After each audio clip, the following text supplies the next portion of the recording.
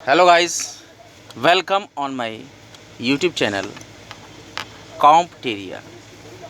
In the previous lecture of Sociology PGT, we will discuss about Prashnavali ke gun. Now, before wasting our time, we will start our new lecture.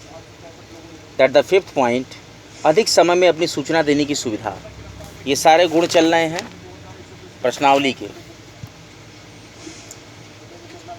अधिकतर विधियों में जैसे कि साक्षात्कार, प्रक्षेपण आदि की विधि में उत्तरदाताओं को उत्तर देने के लिए सीमित समय होता है, लेकिन प्रश्नावली के सभी प्रश्नों का उत्तर उसे एक ही समय में देने के लिए बाध्य नहीं किया जाता. वो अपनी सुविधा से उसमें अपना उत्तर भरता है और वो उस समय तनाव और दबाव से मुक्त रहता है जो साक्षात्कार या अन्य विधियों में उसके सामने आते हैं. इसीलिए सेल्टिज, जहोदा आदि ने कहा है कि प्रश्नावली में शीघ्र उत्तर देने का दबाव न्यूनतम होता है. अगला गुण है एकरूपता और मानकीकृत शब्दावली. उसके बाद अगला गुण है विस्तृत सूचना के लिए अवसर. प्रश्नावली विधि में उत्तरदाताओं के पास इतना समय होता है कि वह विभिन्न स्रोतों से, प्रलेखों से सूचना प्राप्त कर प्रश्नावली में भर सकता है. इस तरह वो अधिक सत्यापित और विस्तृत सूचनाएं प्रदान कर सकता है. संख्यात्मक और सांख्यिकी विश्लेषण के अनुरूप प्रश्नावली की प्रकृति कुछ ऐसी है कि इसके द्वारा प्राप्त सूचनाओं की गणना और संख्यात्मक विवरण दिया जा सकता है और इसके सांख्यिकी परिणाम भी प्राप्त किए जा सकते हैं. गुणात्मक विश्लेषण की तुलना में संख्यात्मक विश्लेषण अधिक वस्तुनिष्ठ एवं संक्षिप्त होते हैं. उनका सांख्यिकी विश्लेषण भी सफलतापूर्वक किया जा सकता है. वोगार्डस ने कहा है कि इसके द्वारा ऐसे मानक परिणाम प्राप्त होते हैं जिनका सारणीयन और सांख्यिकी विवेचन किया जा सकता है. संपूर्ण परिप्रेक्ष्य में उत्तर देने की सुविधा. प्रश्नावली में प्रस्तुत प्रश्न अपनी संपूर्णता में उत्तरदाता के सामने होते हैं. गाल्टुंग ने कहा है कि प्रश्नावली की स्थिति एक तस्वीर जैसी होती है जो संपूर्ण रूप में हमारे सामने होती है. इसमें एक के बाद एक प्रश्न उत्तरदाता के सामने नहीं आते जैसा साक्षात्कार में होता है. साक्षात्कार की स्थिति गाल्टुंग के अनुसार संगीत की धुन की तरह होती है और इसीलिए उत्तरदाता प्रश्नावली के सभी प्रश्नों को ध्यान में रखकर अपने उत्तर देता है. जब तथ्यों से संबद्ध उत्तर प्राप्त करने होते हैं तब प्रश्नावली अधिक उपयोगी विधि सिद्ध होती है. प्रश्नावली के दोष. अन्य विधियों की तुलना में प्रश्नावली की प्रमुख सीमाएं होती हैं, जिनमें पहली है सभी प्रकार के उत्तरदाताओं के लिए अनुपयुक्त. प्रश्नावली में उत्तरदाता को स्वयं ही प्रश्नों को पढ़कर समझकर उत्तर देना होता है. इसके लिए उत्तरदाता को पर्याप्त शिक्षित होना आवश्यक है.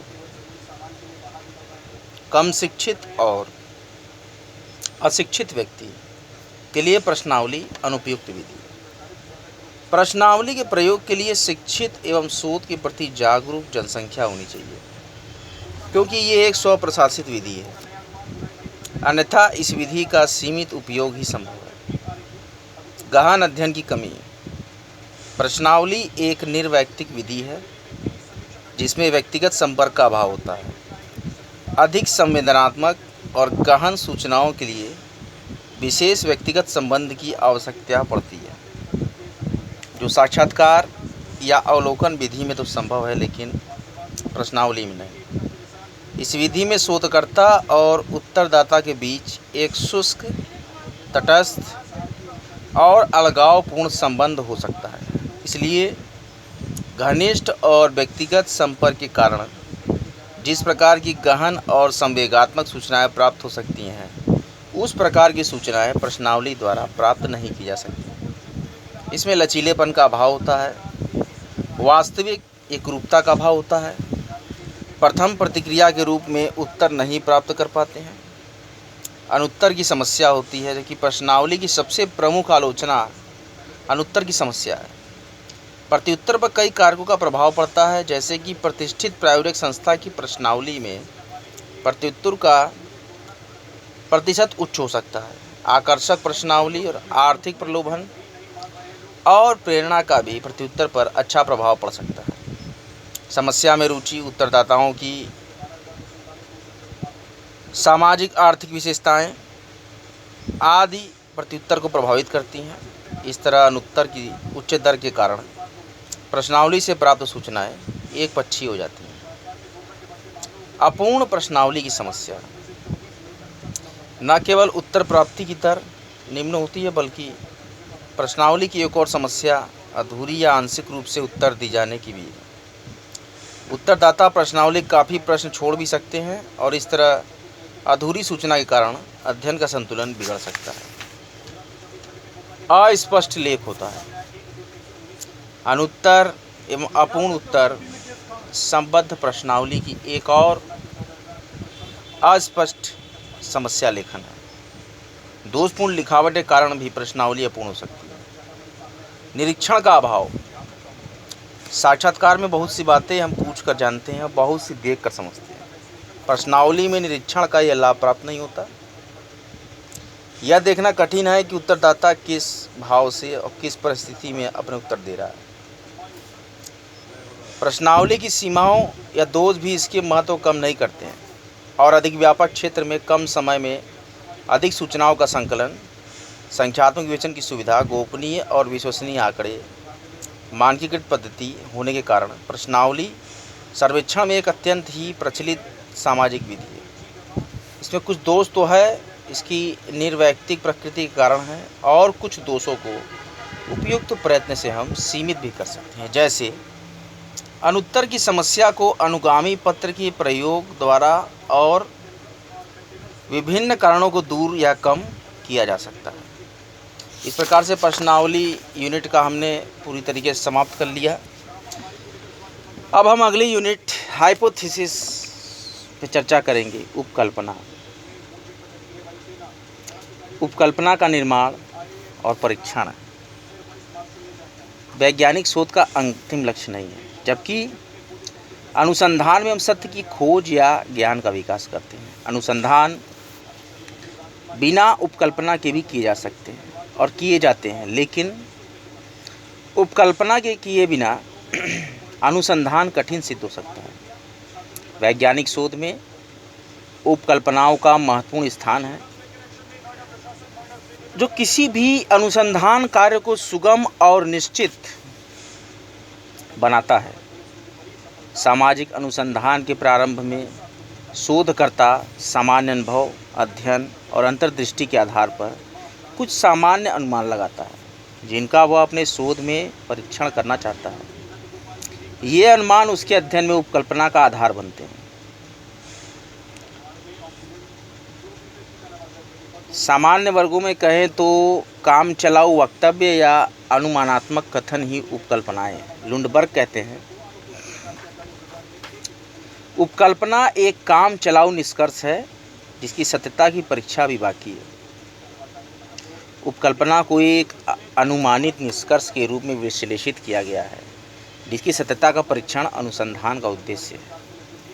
उपकल्पना के लक्षण है कि परिवर्तियों या चरों की विशेषता, वितरण का अंतर संबंध के बारे में अनुमानात्मक कथन। उपकल्पनाएं परीक्षणीय होती हैं। परीक्षणीयता का मतलब है कि हम या तो उन्हें सिद्ध करने का प्रयत्न करते हैं या गलत। अनुसंधान में हम इसी आधार पर तथ्यों का संकलन करते हैं, जो उपकल्पना के परीक्षण में सहायक सिद्ध होती है। उपकल्पना और सिद्धांत में गहरा संबंध है। दोनों को एक नहीं माना जा सकता और दोनों को स्पष्ट रूप से भिन्न भी नहीं किया जा सकता, लेकिन सिद्धांत उपकल्पना को जन्म देती है और उपकल्पनाएं जब सत्यापित हो जाती हैं तब सिद्धांत के विकास का आधार बनती हैं। जॉर्ज ने कहा है कि व्यवहार में सिद्धांत एक विस्तृत उपकल्पना है, जो एक साधारण उपकल्पना की अपेक्षा अधिक प्रकार के तथ्यों से संबद्ध है। उपकल्पनाएं सिद्धांत से विकसित होती है और फिर ऐसी कई उपकल्पनाएं जिनका सत्यापन हो चुका है तार्किक रूप से मिलकर सिद्धांत का विकास करती हैं। इन दोनों में पारस्परिक संबंध है और वे संभवतः एक ही प्रक्रिया की दो दशाएं हैं। Types of hypothesis. गुडे और हार्ट ने 3 प्रकार की उपकल्पनाओं को बताया है। अनुभवाश्रित समानताओं को बताने वाली उपकल्पनाएं, ऐसी उपकल्पनाएं जिनका संबंध सामान्य जीवन में स्वीकृति या प्रचलित विचार और व्यवहार से होता है। लोकोक्तियाँ, कहावतों आदि में भी इस प्रकार की मान्यताओं का उल्लेख मिलता है। हमारे सहज ज्ञान भी कुछ ऐसे अनुमान का सुझाव देते हैं जिनके आधार पर उपकल्पनाओं का निर्माण होता है। हम सामान्य जीवन के अनुभव के आधार पर कल्पना या उपकल्पना निर्माण होता है और उपकल्पना निर्मित कर सकते हैं। शहरी क्षेत्र में विवाह की उम्र ग्रामीण क्षेत्र की तुलना में अधिक होती है, इस प्रकार की उपकल्पनाएं। दूसरा है जटिल आदर्श प्रारूप से संबद्ध उपकल्पनाएं। ऐसी उपकल्पना सामान्य ज्ञान या स्वीकृत मान्यताओं या जीवन के अनुभवाश्रित समानताओं से आगे बढ़कर उन तार्किक संबंधों पर बल देता है जिनका संबंध आदर्श प्रारूपों से है। ये अनुभवाश्रित वास्तविकता से दूर होती हैं, इसलिए इन्हें आदर्श प्रारूप कहा जाता है। तीसरा है विश्लेषणात्मक परिवर्तियों से संबद्ध उपकल्पनाएं। ऐसी उपकल्पनाएं आदर्श प्रारूपों से भी आगे बढ़कर विभिन्न कारकों के तार्किक संबंधों को विश्लेषित करती हैं। ऐसी उपकल्पनाएं बताती हैं कि कैसे एक कारक की विशेषता में परिवर्तन के कारण दूसरे परिवर्त में भी अंतर उत्पन्न होता है। उपकल्पनाएं मूलतः परिवर्तियों या चरों की विशेषता, वितरण, अंतर संबंधों के बारे में अनुमानात्मक और परीक्षणीय कथन है। परिवर्तियों ने अवधारणाएं या विषय है जिसके 2 या 2 से अधिक विशेषताएं, मान या मूल्य हो सकते हैं। जैसे जब हम वर्ग की अवधारणा का प्रयोग करते हैं तो बताते हैं कि यह उच्च वर्ग, मध्यम और निम्न वर्ग इन 3 मान को ग्रहण कर सकता है। वहीं परिवर्त्य है। उपकल्पनाएं परिवर्त के वितरण और अंतर संबंध के बारे में कथन है। इस आधार पर फिलिप्स ने निम्नांकित प्रकार की उपकल्पनाओं का उल्लेख किया है। पहली है डिस्क्रिप्टिव हाइपोथेसिस। कुछ उपकल्पनाएं परिवर्तियों की विशेषता और वितरण से संबद्ध होती हैं। जैसे भारत की 80% जनसंख्या कृषि रोजगार पर आश्रित है या भारतीय ग्रामीण जनसंख्या का 70% अशिक्षित है। ये उपकल्पनाएं परिवर्तों के सहसंबंध के बारे में न होकर उनकी विशेषता या वितरण का विवरण प्रस्तुत करती हैं। इन्हें वर्णनात्मक उपकल्पना कहते हैं। संबंधात्मक उपकल्पना। सामाजिक अनुसंधान की अधिकांश उपकल्पनाएं परिवर्तियों के संबंधों के बारे में होती हैं, जैसे एक्स और वाई में संबंध, शिक्षा और सामाजिक गतिशीलता में संबंध, या तो सामाजिक एकीकरण का आत्महत्या की दर से विपरीत संबंध है। इन्हें हम संबंधात्मक उपकल्पना कहते हैं। तीसरी उपकल्पना है कैजुअल हाइपोथेसिस, कारणात्मक उपकल्पना। वे संबंधात्मक उपकल्पनाएं जो परिवर्तियों के बीच कारण प्रभाव संबंध को दर्शाती हैं। उदाहरणार्थ, काम के घंटों में वृद्धि के साथ कार्य संतुष्टि में कमी आती है, या उच्च शिक्षा प्राप्त व्यक्ति अधिक गतिशील होते हैं। इसमें एक कारक अनुमानित कारण के रूप में प्रस्तुत किया गया है, जैसे काम के घंटे या शिक्षा, और दूसरे कारक को अनुमानित प्रभाव के रूप में प्रस्तुत किया गया, जैसे कार्य संतुष्टि या गतिशीलता। ये परिवर्त या कारक जो अनुमानित कारण होते हैं, उन्हें अनुसंधान की भाषा में स्वतंत्र परिवर्त या चर कहते हैं और अनुमानित प्रभाव वाले चरों को आश्रित परिवर्त, स्वतंत्र परिवर्त में परिवर्तन, आश्रित परिवर्त में अंतर उत्पन्न करता है। कारण है कि वह आश्रित चर को निर्धारित, प्रभावित या उत्पन्न करता है, जैसे कि शिक्षा के स्तर में परिवर्तन गतिशीलता की मात्रा को प्रभावित करती है। सामान्यतः उपकल्पनाओं का वर्गीकरण अनुसंधान में उनकी भूमिका और उपयोग के आधार पर निम्नलिखित प्रकार से कर सकते हैं: अनुसंधान उपकल्पना, नकारात्मक उपकल्पना और सांख्यिकी उपकल्पना। शोधकर्ताओं की सैद्धांतिक विवेचना के फलस्वरूप विकसित उपकल्पनाएं अनुसंधान उपकल्पना कहलाती हैं। इन्हें काम चलाऊ या वर्किंग हाइपोथेसिस भी कहते हैं, क्योंकि अनुसंधान में ये तात्कालिक रूप से प्राप्त एक अच्छी उपकल्पना होती है। इसके आधार पर शोधकर्ता अपने अनुसंधान का कार्य उत्पन्न करता है। कभी कभी ये अनुसंधान उपकल्पनाएं केवल दो या दो से अधिक परिवर्तियों के बीच अनुमानात्मक संबंध को व्यक्त करती हैं और फिर शोधकर्ता उन्हें परीक्षणीय बनाने के लिए औपचारिक या प्रयोगात्मक प्रत्ययों में व्यक्त करता है, जैसे राजनीतिक सहभागिता और प्रारंभिक समाजीकरण में संबंध। इस उपकल्पना को परीक्षणीय बनाने के लिए राजनीतिक सहभागिता और समाजीकरण दोनों को स्पष्ट और मापने योग्य बनाना आवश्यक है। इस तरह की उपकल्पना को कर्लीजर ने सारभूत उपकल्पना भी कहा है। Substantive hypothesis. शून्य या नकारात्मक उपकल्पना। नकारात्मक उपकल्पना अनुसंधान उपकल्पना के विपरीत होती है। ये भी किसी विषय के बारे में अनुमानात्मक संबंध को व्यक्त करती है, लेकिन नकारात्मक रूप से। जहाँ अनुसंधान उपकल्पना में अनुमानात्मक संबंध को सही समझा जाता है, वहीं नकारात्मक उपकल्पना उस संबंध को नकारती है। नल शब्द जर्मन भाषा का है, जिसका अर्थ है शून्य या नहीं। इस तरह नकारात्मक उपकल्पना अनुसंधान उपकल्पना के विपरीत बताती है कि दो परिवर्तियों के बीच नहीं या शून्य का संबंध है, उनमें सार्थक अंतर नहीं है। फिशर ने कहा है कि नकारात्मक उपकल्पना एक सांख्यिकी विचार है जो मूलतः यह बताती है कि दो परिवर्तों में कोई अंतर नहीं है। सीगेल ने कहा है कि नकारात्मक उपकल्पना अंतर नहीं है को व्यक्त करने वाली उपकल्पना है। साधारणतः इसका निर्माण इसे गलत सिद्ध करने के लिए किया जाता है।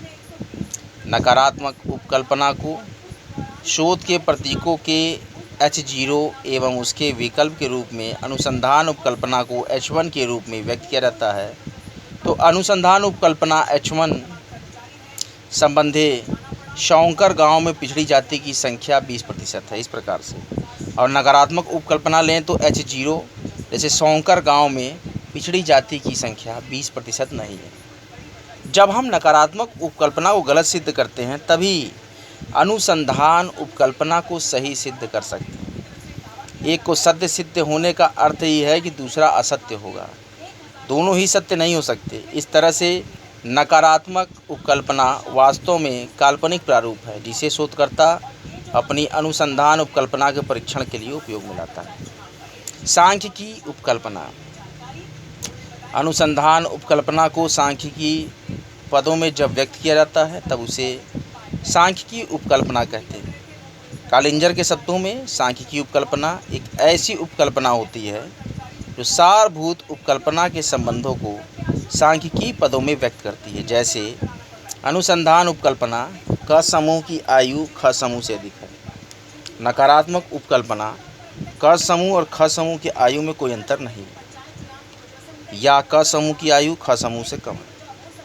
सांख्यिकी उपकल्पना क समूह की आयु का मध्यमान ख समूह की आयु के मध्यमान से अधिक है। Sources of hypothesis.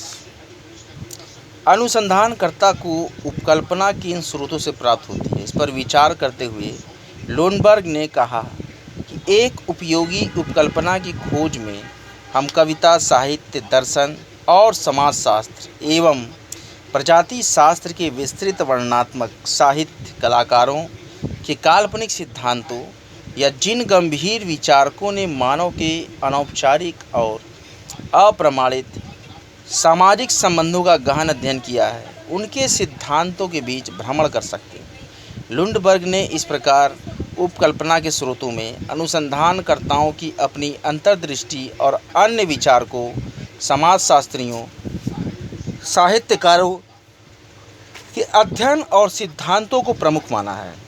गुडे और हार्ट ने उपकल्पना के 4 प्रमुख स्रोतों की चर्चा की है: सामान्य संस्कृति, वैज्ञानिक सिद्धांत, अनुरूपता और व्यक्तिगत अनुभव। उपकल्पना के स्रोत वैयक्तिक भी हो सकते हैं और बाह्य भी। वैज्ञानिक स्रोत में हम अनुसंधानकर्ता की सूझबूझ, विचार करने की क्षमता, कल्पना शक्ति आदि को सम्मिलित कर सकते हैं। बाह्य स्रोतों में हम उपलब्ध साहित्य और शोध विशेषज्ञ, समाज और संस्कृति को रख सकते हैं। व्यक्तिगत अनुभव। विज्ञान का इतिहास इस बात का प्रमाण है कि शोधकर्ता का व्यक्तिगत अनुभव, उसकी कल्पना शक्ति और अंतर्दृष्टि उपकल्पना का महत्वपूर्ण स्रोत हो सकती है।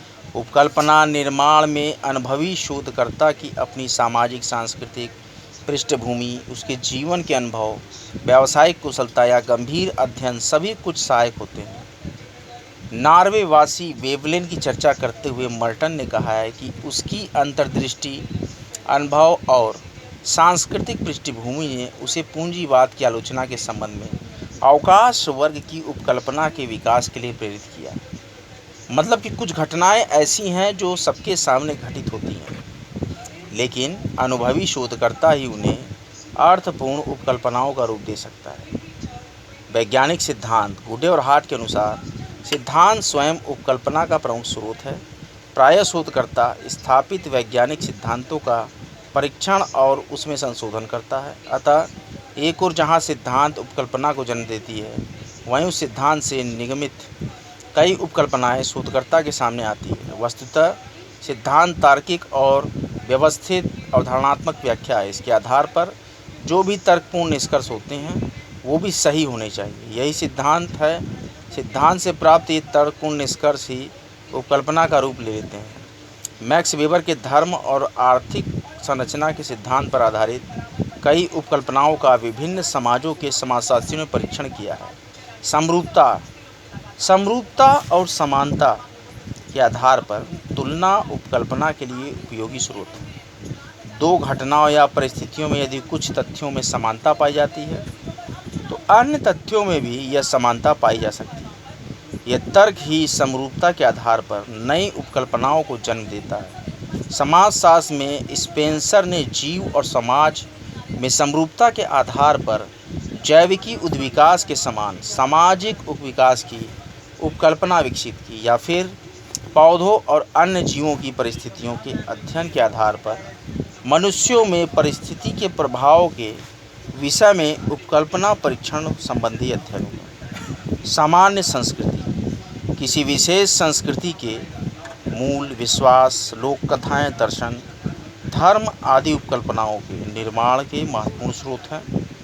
संस्कृति की भिन्नता उपकल्पनाओं की भिन्नता का कारण बनती है। भारतीय संस्कृति उदार, आध्यात्मवादी और परमार्थी है, जबकि अमेरिकी संस्कृति स्वकेंद्रित, प्रतिस्पर्धाशील और भौतिकवादी। उपकल्पना के निर्माण में संस्कृति की यह भिन्नता महत्वपूर्ण हो सकती है। भारतीय संस्कृति के संदर्भ में जाति, परिवार, ग्रामीण संरचना संबंधी उपकल्पनाओं का विकास सरल है। इसी प्रकार लोक विश्वास, परंपराएं, लोकगीत आदि के आधार पर कई उपकल्पनाएं विकसित होती हैं। उपलब्ध तथ्य और शोध। उपकल्पनाएं दूसरे व्यक्तियों के अध्ययन और उपलब्ध तथ्यों पर भी आधारित की जा सकती है। शोधकर्ता पिछले अध्ययन को पुनः परीक्षित करना चाहता है या उस उपकल्पना की अन्य क्षेत्रों में जांच करना चाहता है। ये संकलित तथ्य और शोध अनुसंधानकर्ता की नई उपकल्पना के विकास की प्रेरणा भी दे सकते हैं। विशेषज्ञ और विद्वानों की राय और निर्देशन। शोध समस्या पर विशेषज्ञों या विद्वानों से विचार विमर्श भी उपकल्पना निर्माण में सहायक होता है। उपकल्पना निर्माण की दृष्टि से इस प्रकार शोधकर्ता की अंतर्दृष्टि, अनुभव, अन्य व्यक्तियों द्वारा प्रस्तुत अध्ययन और सिद्धांत और सामान्य संस्कृति महत्वपूर्ण स्रोत हो सकते हैं। एक कार्यकारी और उपयोगी उपकल्पना की विशेषताओं में उपकल्पना अवधारणात्मक रूप से स्पष्ट होनी चाहिए, उपकल्पना में अनुभव सिद्धता होनी चाहिए, उपकल्पना विशिष्ट होनी चाहिए, उपकल्पना उपलब्ध प्रविधियों से संबद्ध होनी चाहिए, उपकल्पना सिद्धांत समूह से संबद्ध होनी चाहिए, उपकल्पना सरल होनी चाहिए, उपकल्पना तर्कपूर्ण और संगत होनी चाहिए। जैसे तुर्खिम की आत्महत्या के सिद्धांत में 3 प्रकार की उपकल्पनाएं हैं। प्रोटेस्टेंट की तुलना में कैथोलिक में आत्महत्या की दर निम्न है। विवाहित पुरुषों की तुलना में अविवाहित पुरुष अधिक आत्महत्या करते हैं। कैथोलिक की तुलना में प्रोटेस्टेंट में सामाजिक एकीकरण की मात्रा कम होती है। कैथोलिक की तुलना में ये सभी उपकल्पनाएं इस तर्कपूर्ण विचार पर आधारित हैं कि धार्मिक जीवन से अलगाव या पारिवारिक जीवन से पृथकता सामाजिक एकीकरण को कम करते हैं, जिससे व्यक्ति अधिक आत्महत्या करता है। ये सभी उपकल्पनाएं तर्कपूर्ण एवं एक दूसरे से संबद्ध भी हैं। आज का लेक्चर यहीं तक।